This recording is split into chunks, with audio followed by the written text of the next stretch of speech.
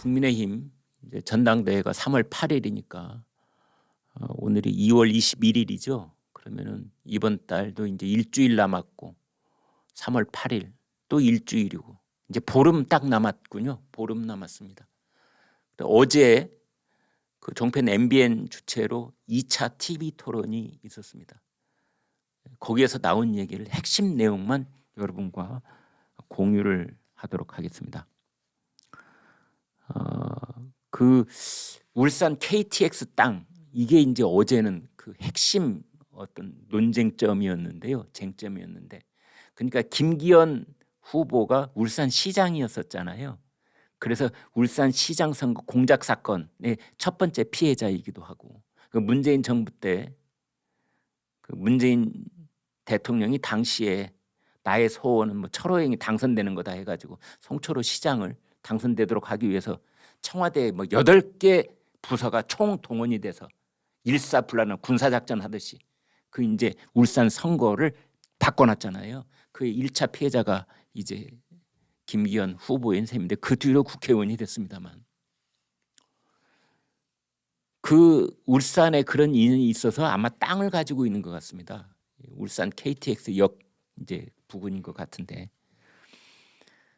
친윤계 대표 주자로 여론조사 1위를 달리고 있는 김기현 후보의 울산 KTX 역세권 연결도로 의혹에 대한 나머지 세 후보의 집중 공세가 이어졌다, 이렇게 되어 있습니다. 거기 이제 적극적으로 공세를 펴고 있는 사람이 황교안 후보입니다. 제가 직접 울산 땅 현장에 갔습니다. 연결도로의 방향을 바꿈으로써 맹지였던 김 후보의 땅이 KT 역사 앞 대로변의 금싸라기 땅으로 변했습니다. 거짓이 있으면 후보 사퇴를 약속하겠습니까? 그랬답니다. 맹지가 뭔지 아시죠? 땅이 있긴 있는데 거기에 도로가 없는 땅, 도로가 접근로가 없는 땅, 이걸 맹지, 눈먼 땅이다 이거죠.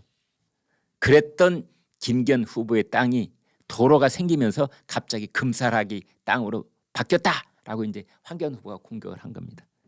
그랬더니 김기현 후보가 만약에 불법이 개입됐다면 나는 정치 생명을 걸겠다. 황교안 후보도 지금 주장이 가짜 뉴스로 확인되면 정치 생명을 걸어라, 이렇게 맞받아쳤습니다. 천하람 후보도 이 땅 문제를 거론을 했는데 이렇게 말했습니다. 지난 토론 때 95% 할인된 가격에 해당 토지를 매도하겠다고 했는데 정확하게 매도 호가가 얼마냐? 그러자 김기현 후보가 이렇게 대답했습니다. 지난번에 뭐 1800배가 올랐다느니 이렇게 터무니없는 날조된 주장을 해서 제가 1800배가 올랐다면 95%를 할인해 드릴 테니 가져가세요 라고 말씀드린 것일 뿐이다. 이제 그랬습니다. 그래서 천하람 후보가 재차 울산의 이재명이라는 프레임까지 생기고 있다라고 공격을 하자 김기현 후보는 말꼬리를 잡으면서까지 허위 가짜 뉴스를 또 만드냐, 이렇게 맞섰다고 합니다. 안철수 후보도 여기에 대해서 발언을 했는데 국민에게 부동산 문제는 영린이다. 건드려서는 안 된다. 김기현 후보가 충분히 해명하고 끝내면 되는 문제 아니냐. 중도층과 2030 세대의 마음을 얻으려면 부동산 문제에 대해 깨끗해야 한다. 이렇게 말을 했다고 그래요. 그러자 김기현 후보는 충분히 해명해서 걸릴 것이 없다. 안철수 후보는 공부를 좀 해보고 말씀하시라. 이렇게 맞받아쳤다, 이렇게 되어 있습니다. 그 다음에 또 몇 가지 이제 뜨겁게 부딪혔던 부분만 여러분께 공유를 해드리겠습니다. 김기현 후보가 안철수 후보에 대해서 과거에 이제 안철수 그 당시 이제 정치인이 새정치민주연합 바른미래당 대표를 지냈잖아요. 그러니까 안철수 후보는 지금 야당인 민주당 쪽에서 대표를 2번이나 지냈었던 셈입니다. 그러면서 김기현 후보가 안철수 후보를 공격을 합니다. 과거에 했던 걸 보면 측근을 공천하고 밀실에서 공천하고 낙하산 공천을 하고 계속 했던 것으로 보이는데 이번에도 대표가 되면 그리 안 한다는 보장이 없다. 이렇게 김기현 후보가 안철수 후보에게 직격탄을 날렸습니다. 그러자 안철수 후보가 김기현 후보가 말로는 상향식 공천이라고는 하지만 구체적으로 방안을 들어본 적이 없다. 그러면서 사실상 차기 공천 때 대통령실과 친윤계의 입김을 받을 것이라는 취지로 이 얘기를 했다고 합니다. 이 부분에 대해서는 사실은 지금 설왕설래가 있는 것이 사실입니다.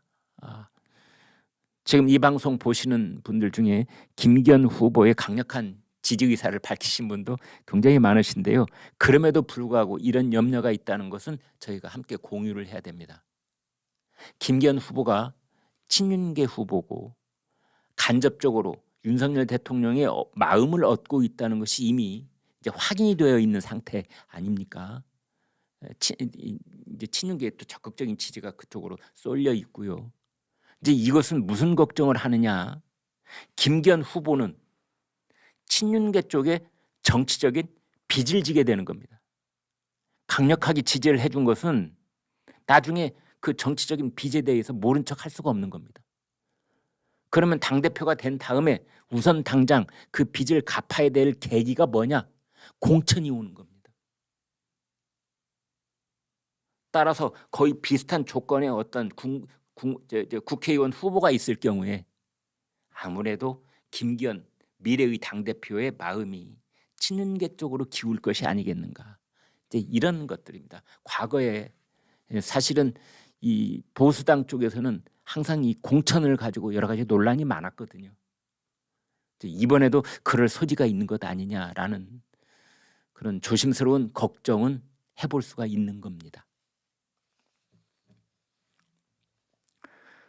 이제 김기현 후보는 안철수 후보한테 이런 얘기를 했습니다. 안철수 후보의 행적을 보면은 사람 보는 안목에 결점이 있는 거 아니냐라는 평가가 있다. 2015년 문재인 새정치민주연합 대표가 당 혁신위원장을 맡아달라고 하니 안철수 후보는 당시에 조국 교수를 추천했었다. 이러면서 과거에 그 안철수가 조국을 추천했던 일을 끄집어 올렸습니다. 그러자 안철수 후보는 제가 모자란 부분이 있었다는 것은 인정하지만 성공과 실패를 하면서 이제 이 경험으로 민주당을 무찌르는 데 온 힘을 쓰겠다. 그렇게 다짐 겸 해명을 했습니다. 근데 토론회가 끝난 다음에 안철수 캠프 쪽에서 안철수 후보는 조국 교수를 추천한 사실이 없다. 또 이렇게 반박을 했다고 합니다. 근데 이 재미난 이제 OX 퀴즈를 했었는데요. 이 부분이 아주 재미납니다. 이제 내년 4월 총선에서 한동훈 법무장관이 출마해야 한다. 한동훈 법무장관이 내년 총선에 출마해야 된다. OX 드세요. 이제 이랬거든요. 그랬더니 황교안 후보는 X, 그리고 나머지 세 후보는 동그라미 이렇게 했답니다. 그래서 지금 그 선두를 다리고 있는 김기현 후보, 그다음에 차점자 위치에 있는 안철수 후보, 그다음에 천하람 후보 모두 다 이 한동훈 법무장관이 총선에 출마해야 된다는 의견을 밝혔습니다. 아마 한동훈 법무장관이 만약 출마를 하게 되면 그 본인 개인의 지역구 하나를 선택해서 거기에 출마하는 것으로 끝나는 게 아니고 전체적인 총선거를 지휘하거나 또는 지원하거나 어떤 상징적 교두부 역할을 하는 그러한 총선거를 치러낼 가능성이 많다. 이렇게들 보고 있습니다. 그 다음 OX 문제를 또 하나 물어봤는데요. 나와 대통령의 생각이 다를 때는 대통령의 생각을 우선시할 것인가? 이렇게 물어봤습니다. 그랬더니 그러니까 내가 당대표가 됐는데 내 생각과 윤석열 대통령 생각이 서로 좀 다를 수가 있지 않겠습니까? 그때 대통령 생각을 먼저 이렇게 받들 것인가라고 물었더니 안철수, 천하람, 황교안 후보는 그러겠다 했는데 김기현 후보는 아니다 이렇게 대답을 했답니다. 이제 그 반어법적인 그 심리 상태를 알 수 있는 거지요. 이제 김기현 후보는 자꾸 친윤계의 지지를 받고 있다, 윤석열 대통령의 마음을 얻고 있다 하니까 김기현 후보는 이제 그런 이미지를 좀 중화시키려고 아니다라고 대답을 한 거고, 나머지 세 후보는 윤석열 대통령의 마음에서 떠나 있는 후보들 아니냐, 이런 분석이 있으니까 윤석열 대통령의 마음을 먼저 헤아리겠다 이렇게 또 반어법적으로 대답을 했다라고 볼 수 있겠습니다. 김기현 후보하고 그다음에 이준석 전 대표하고 어제 눈살을 찌푸리게 하는 그런 말들이 일부 있었는데요. 그거 지금부터 공유해 드리겠습니다. 김기현 후보가 천하람 후보에게 이런 말을 했습니다. 윤석열 대통령의 뉴욕 발언, 왜 그 MBC에 녹취됐던 그 발언 있지 않습니까? 그 발언을 두고 바이든 쪽팔려서 어떡하지? 라고 말했다는 그 부분이요. 바이든이라고 들리는지 아니면 날리면이라고 들리는지 얘기를 해봐라 라고 김기현 후보가 천하람 후보에게 얘기를 했습니다. 그러자 천하람 후보는 바이든으로 들린다 이렇게 얘기를 해버렸어요. 지금 용산 대통령실의 공식적인 입장은 바이든이 아니죠. 날리면 이라고 지금 용산의 대통령실은 공식적으로 밝혔는데 천하람 후보는 지금 들어봐도 바이든으로 들린다라고 대답을 해버린 겁니다. 그러자 이준석 전 대표가 김기현 후보의 설화, 이 입으로 화를 부른 것이다 라고 말을 해버린 겁니다.